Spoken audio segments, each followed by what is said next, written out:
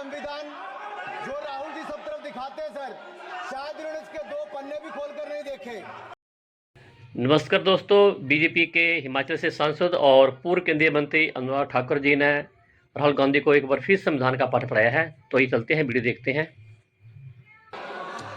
BJP की तरफ से अनुराग ठाकुर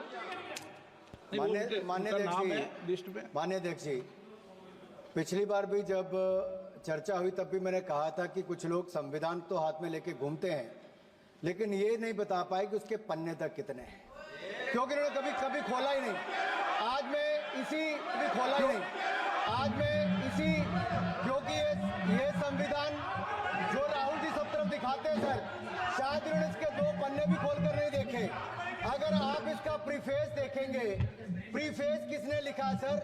सुप्रीम कोर्ट के वरिष्ठ अधिवक्ता गोपाल शंकर नारायण जी, उन्होंने लिखते हैं, our constitution was crafted by the finest and most emancipated minds of the time and thankfully not directed by the confused Nehruvian social policy that guided success governments। वो इनकी नेहरू जी की विचारधारा पर सवाल खड़ा करते हैं और उन्होंने लिखा है कि giants like B.R. Ambedkar, B.N. Rao, Sardar Patel, K.M. Munshi Alladi debate provisions to protect the basic freedom. उन्होंने श्रेय दिया है तो अम्बेडकर जी को, सरदार पटेल और आगे। सर इसके अगले पन्ने पे क्या लिखते हैं गोपाल शंकर नारायण, और ये इन्हीं का ही है सर, मैं नहीं पढ़ रहा हूँ, जो इन्होंने हाउस में दिखाया। इसमें लिखा है, were it not for the strength of the document, Indira Gandhi would have been compelled to end the darkest episode in independent India by ending the emergency. यानी कि संविधान की ताकत थी, जिन्होंने इंदिरा गांधी जी की इमरजेंसी को खत्म किया था, तो ये संविधान की ताकत थी। और ये आपके इसके अंदर लिखा है, राहुल जी जो आप लेकर घूमते हो, कभी खोल के पढ़ो तो सही, कभी पढ़ा भी नहीं आपने।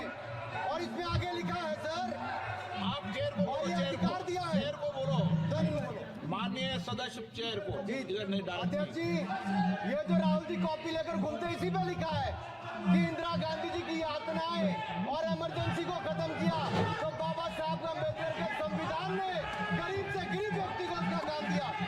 सर आप इसके प्रीफेस पे जाइए, सर आप इसके प्रीफेस के बाद फॉरवर्ड जो लिखा सर, ये भी सुप्रीम कोर्ट के बहुत बड़े वकील है, उन्होंने क्या लिखते हैं सर कि जब संविधान बना उसके बाद सर, देश आजाद होने के बाद पहले दिन से ही लेजिस्लेटिव और हमारी ब्यूरोक्रेसी सर, हमारी दोनों ने ही जुडिशरी के साथ सींग फंसा के रखे, जुडिशरी को नीचे दिखाने की बात की।